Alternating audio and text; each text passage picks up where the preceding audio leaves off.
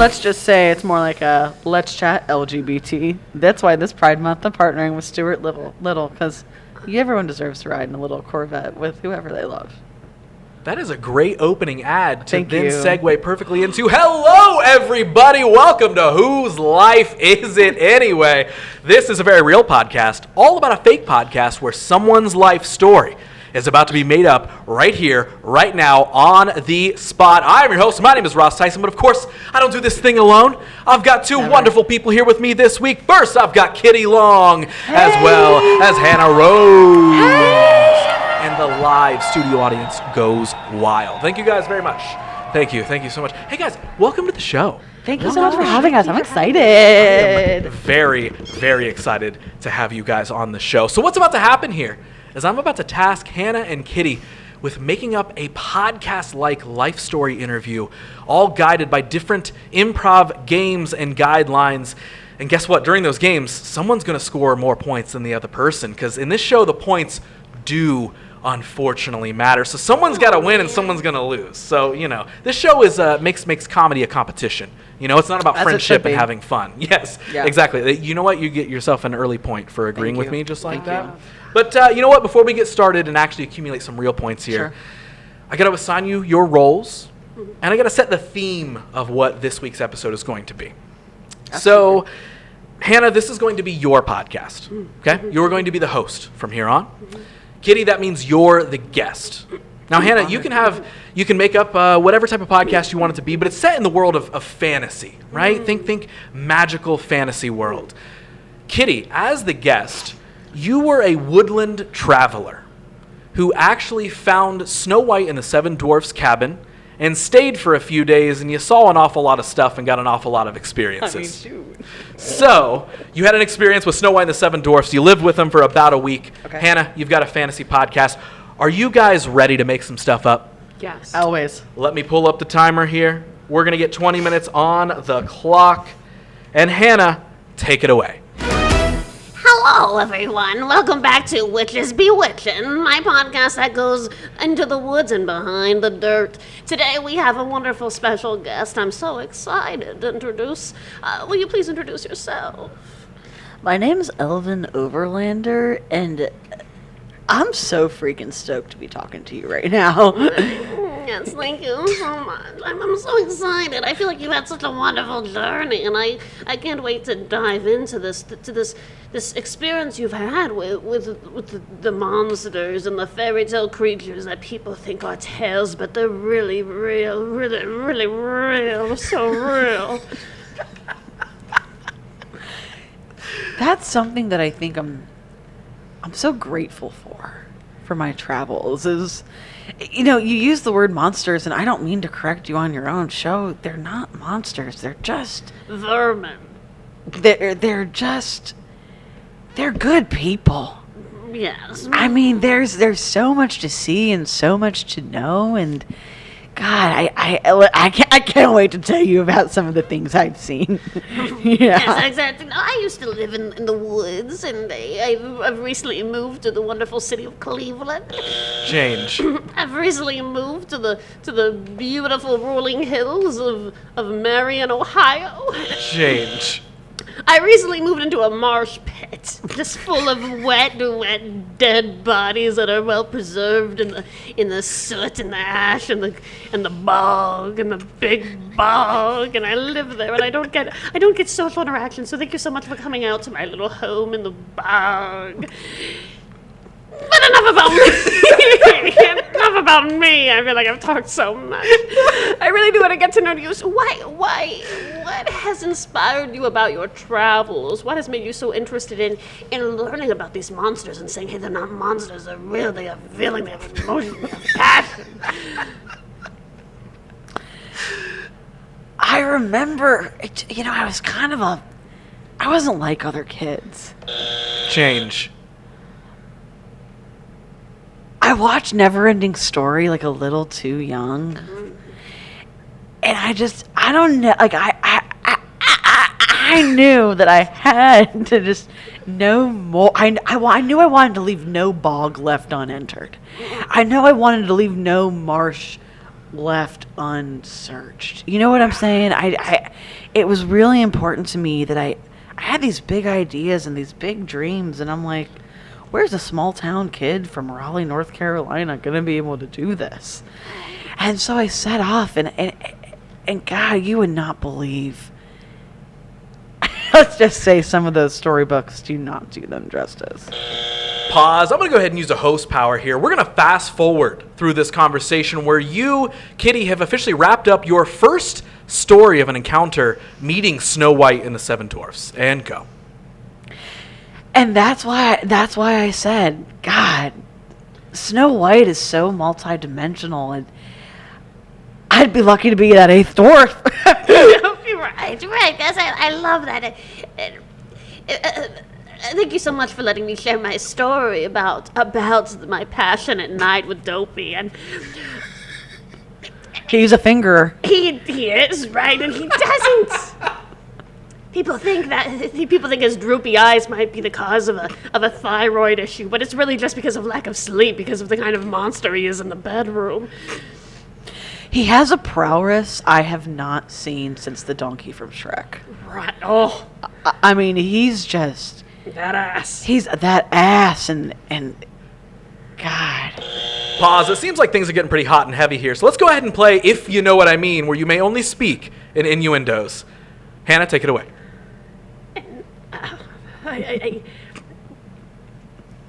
My manager told me not to talk so much about when I lost my virginity, but I feel like this is just naturally folded in, and I'd like to know about you as well. But for me, I remember that dark and stormy night when the windows were opening in my hut and the children were in the oven baking at 375, and along came this strong man with these big 3-trunk legs, and he had that big blue buffalo ox, and then he also had a big blue oxen with him, and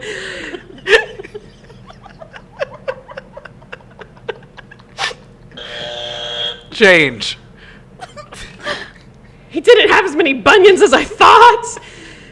Oh, Paul. Anyways, sorry, enough about me. When did you first lose your virginity? If I may be so bold. Do you remember those fairy godmothers from Sleeping Beauty? Oh, There. Let's just say that cake wasn't the only thing getting baked that night, if you know what I mean. There was frosting everywhere. oh my. It was raucous. It was things I've only ever seen on Reddit. I mean, we had people like up on the walls. We had people in the library. We had people in the bog. You seem a little bit down about this bog. I have to work through it. I have to. It's that thing of like when you realize your home is just where you came from, but it doesn't make you who you are today. But let's just say it wouldn't just be bog water beating up on this brow. So, I do know what you mean, and I so appreciate you saying that in such a tasteful way. So,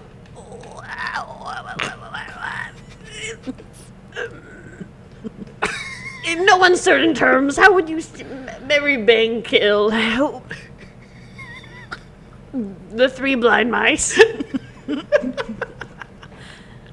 Off the rip. Kill the right one. Right. I haven't had to make this many decisions since I wanted to eat those beans or not, it was like... You went on the beanstalk, if you know what I mean.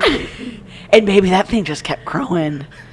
And it was like, wait, do I sit on it? Do I sit next to it? Like, what's going on, And then there's that beanstalk next to you going up to the skies. Hey, yeah. Wild little We're going to go ahead and end, if you know what I mean, but we're going to continue with questions only. And go.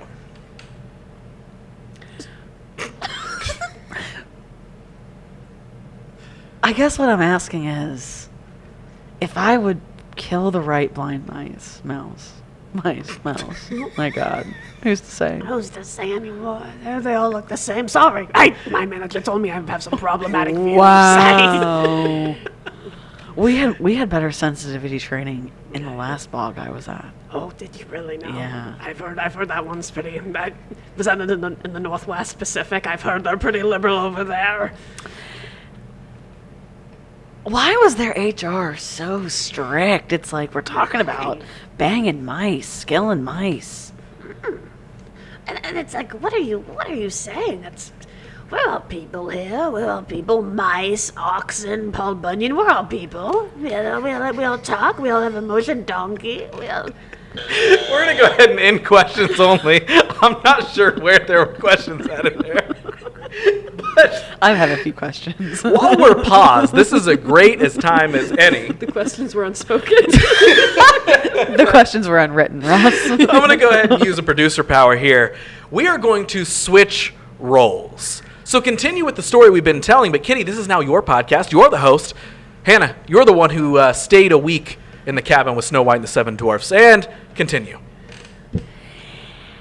This is absolutely salacious.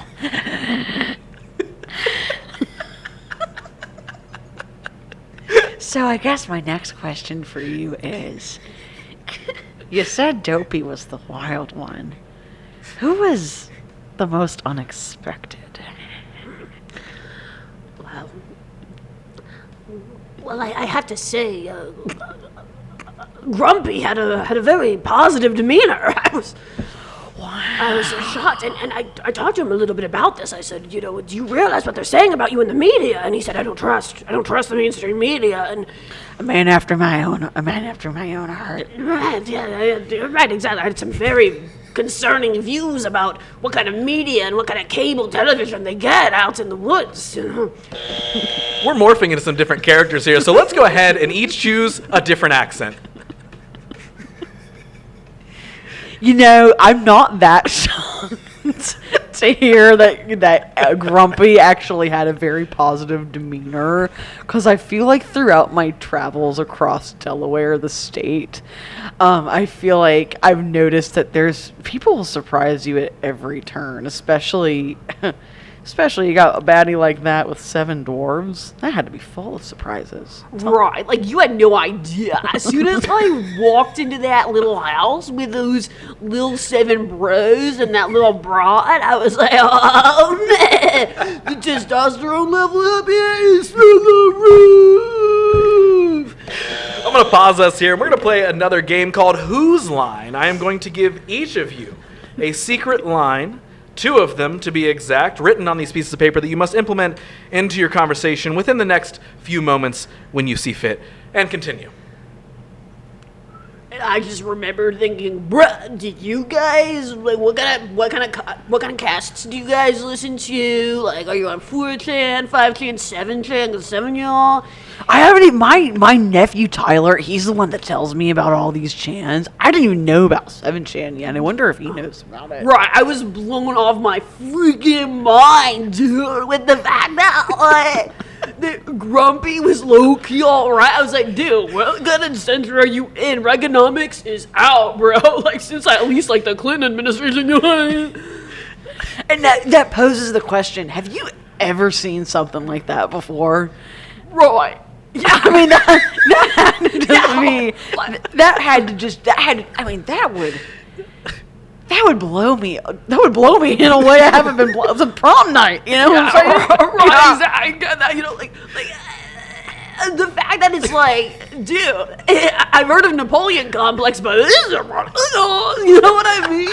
It's like they're talking about the Grumpy complex. Right, and I swear, like, I think that's the thing. I really do. People don't talk about it as much, but the Grumpy complex, that's real, you know? I have a working theory that that's the basis for the male loneliness epidemic. It's that you've got this generation of young men who are, they grow up idolizing these figures like Grumpy of the 7 Dwarves. You know, they're like, I know they're banging Snow White the most. And then they get out into the real world and Snow White's saying more like, Snow, thank you. Right, yeah, and it's like, dude, you can't all be alphas if there's 7 dwarves of you in this house. You know what I mean? By definition, one of you's a Sigma. Yeah, right, exactly. And I knew immediately that Sleepy was a Sigma because he said, "I wish I never married you," to Snow White, and I was like, dude. If you're the man that is like going after the divorce first, and there's 7 of your husbands, bro, that's some Sigma ass shit, you know. If I can cuss on your, can I cuss on your podcast? Oh, absolutely. Listen, this podcast was made for cussing. Okay. Oh, yeah. And I don't know. And I just have this vision of that hot little piece, Snow White, just emerging from her marsh. Like, and I feel like the little dwarves are trying to make a tunnel, but they can't because they're they're notably shorter. Right, like they're doing like the tunnel for like after like a basketball yeah, game. Like it's like a pep rally, like some pep the pep action. rally. Yeah, they're all pepping each other up, and she's like, "Thanks for last night." That's what I think it would seem like when she's like running after. You're like, you know? "Oh, thanks for last night." The little singing voice that she does. It's like she walks outside and she goes, "Ha ha ha ha." Thanks for last night, brothers. Yeah. Right, yeah, exactly. Yeah. I don't know, like I don't wanna fall into normal like gender norms either, you know what I mean? Like No. like, she could be a lesbian, that'd be okay. Or Women can be lonely asexual. too. She could be lonely. I mean, No one's talking about the loser lesbian loneliness epidemic. right. And it's hitting some of us like the first brick at Stonewall. Yeah. And it's getting bleak. Right. Yeah. Yeah. And there isn't always a cabin in the wood with a bunch of 7 horny dwarves right. and an absolute baddie to, figure it out with us.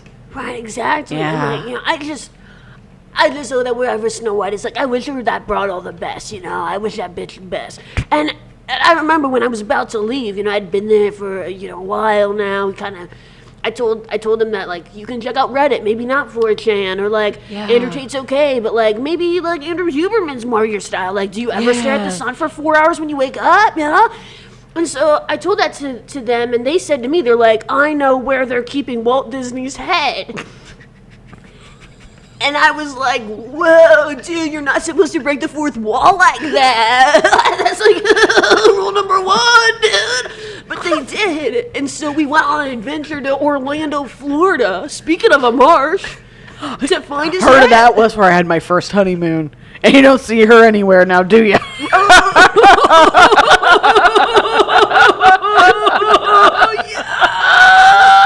So righteous. Pause. We're now going to play Fortunately, Unfortunately. Unfortunately, I miss her every day, and she was the light of my entire life, and I'll never see her again. But hey, you know what? Life is. Huberman's always just a dwarf away. And at the end of the day, sometimes you gotta just put your taint in the sun. Yeah, right. Yeah, and that's one of the problems I faced growing up in like North Carolina or whatever. Like the sun only shone a little bit, and I was trying to shone a lot. But I think that's why I have a vitamin deficiency, and my mom says that's why I probably am like not going to be able to have kids. Probably am infertile. That's a point to Kitty for Fortunately, Unfortunately there. We don't have to keep that one going.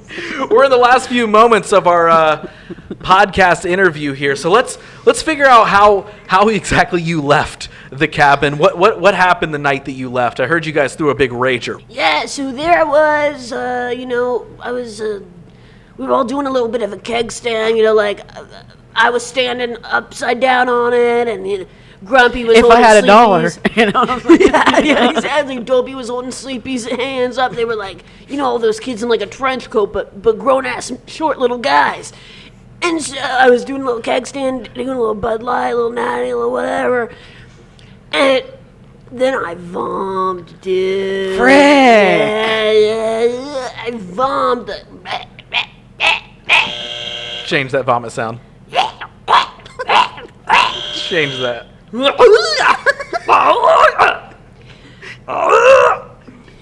vommed so hard across all their little cabin. Snow White was like, excuse me, but I think it's time that you leave.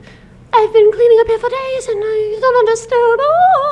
And then I had to go, you know. So I just packed my one little knapsack across my back, called my little buds, you know, the three little piggies, and I moved my little piggies out of there, you know. So it sounds like you had the absolute night of your life and you rode away into the sunset on an absolute pack of hogs. Yeah. I think that's so metal. Do you understand how metal that is? I guess I don't. Pause. Another last game here in the last couple minutes. We're going to play What Are You Trying to Say? Where each of you are easily offended. You know, I know you're a little insecure about your low T. But I still think you need to remember how freaking badass it is that you banged all 7 of those dwarves. Mm-hmm. Yeah. Snow herself. Right. And you didn't even have to you didn't have to clean up your own puke. Right, I did because I had to leave. You know what? Wait a minute.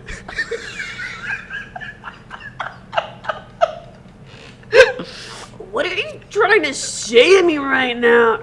Are you trying to say that I can't clean up after my own messes? Is that because, like... Oh, I'm sorry. I was like the cleanest guy in Kappa Alpha Geta. I'm just saying, I think that's something to be proud of. That's like a core tenet of the manosphere. Is that you don't have to clean up your own shit. I guess you're right, you know, and you would know because you live in a bog. I'm sorry. This bog is paid off. This bog just got its lien removed in the last 24 months. It's lean? What do you think's in this cup? I was wondering why it's so close to the NyQuil plant. It's location. That's like the number one thing about real estate is that it's all about location. Wait. That is our time. What better way to end than a great reminder of realistically just real estate. That's what I want this podcast to be all about. Is great reminders of real estate, reminding you that it's all about location. Real estate's my passion, which a lot of people don't realize. Wow. Yeah. We've really learned something. I'm here always today. talking. You know All the this. time. I'm always like. You do always. You tie real estate into like everything that you. Yeah. Interest rates are your interest. Yeah. You have a special interest rate. And you know what? I'm so glad you said that. I'm always like, hey, expect this. You know? Exactly. Check the caulking on this. Yeah. Also, this is a load-bearing wall. You know? Right. Yeah. You each just got more points for if you know what I mean from earlier. I'm gonna add those to the scoreboard. Okay, yes, girl here. queen. Oh, come here. You got some extra points at the end. Let's rehash that story real quick. Let's go ahead and. So, what was your character's name originally? What was it? The one who went to Snow White? Elvin Overlander. Elvin Overlander, which does sound like a very mystical adventurer. I will. Yes. And absolutely. he is. And it sounds like all he did was just have a 7-day bender with a lot of sex and drugs.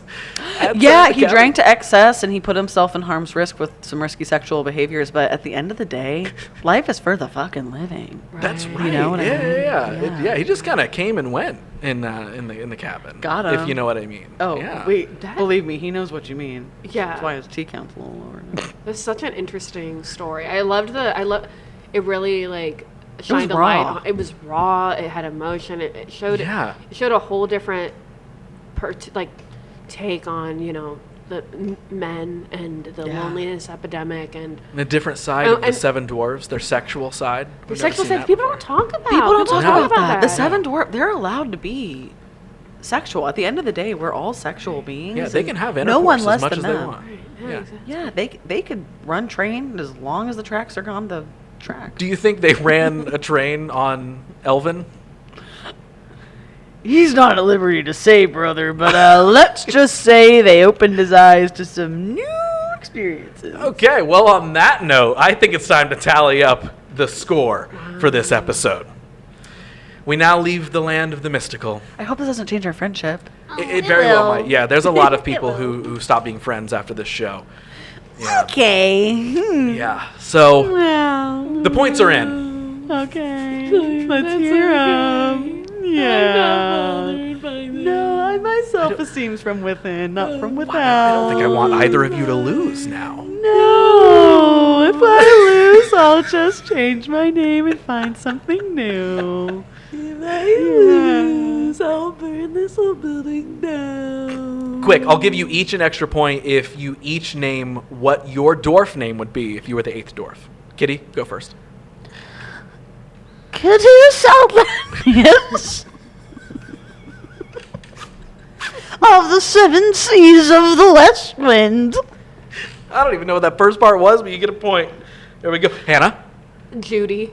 That's good. That's good. That's good stuff right now. All right. That means the final points have been tallied. Hannah, you pulled through on this one. You just became the 8th dwarf, which is fitting because you pulled through an astounding 8 points for this one. That's a very high-scoring game. That's a very high-scoring game. Thank you, Kitty. And for you know what? You sportsmanship. did amazing. You did amazing. That's very good. Thank you. It's very good. Kitty! Yeah. I'm ready to talk if you're ready to listen. As I noted, there are 7 dwarfs. I've heard of it. And you. Just so you know, I'll kill myself if I don't win. You got 10 whole points. That means Kitty takes this one home. Kitty, a speech, if you would. What do you want to let the people know as you win here, your victory speech? I just want to know. I just want every little girl out there watching this to know that if you work hard, you believe in yourself, and you find some time for some giggles along the way, you too can get 10 points on Whose Life Is It Anyway? That's maybe the most encouraging thing that I've ever heard on this show. I'm here to serve. That's great. I have a servant's Hannah, heart. I will give you an extra point, even though it still will not add up to beating Kitty. I will give you 1 extra point if in a Snow White song you give an encouraging speech to the audience at home.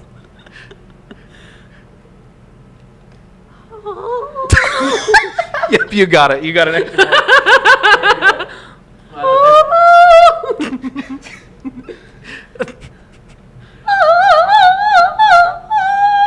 That's nice. Hey, you got 9 points now. you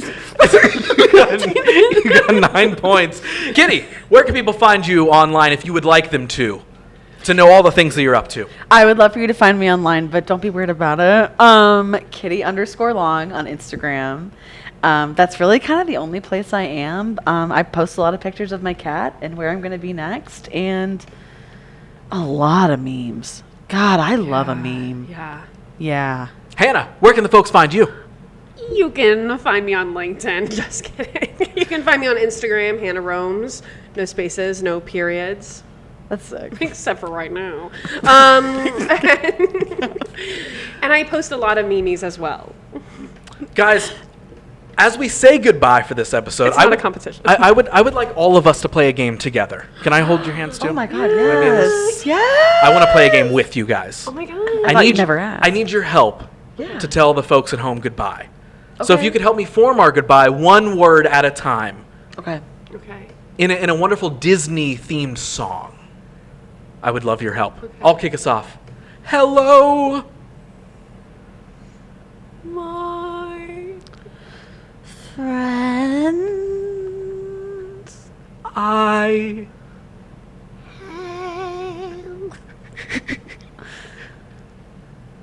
Thrilled. to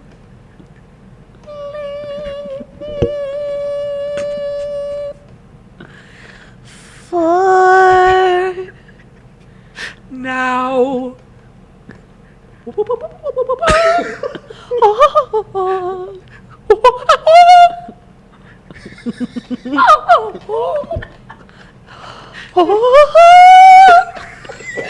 And folks, what I actually edited there at the end, what you just heard was some of the footage from the big orgy that Snow White and the Seven Dwarfs had with Elvin. Thank you so much.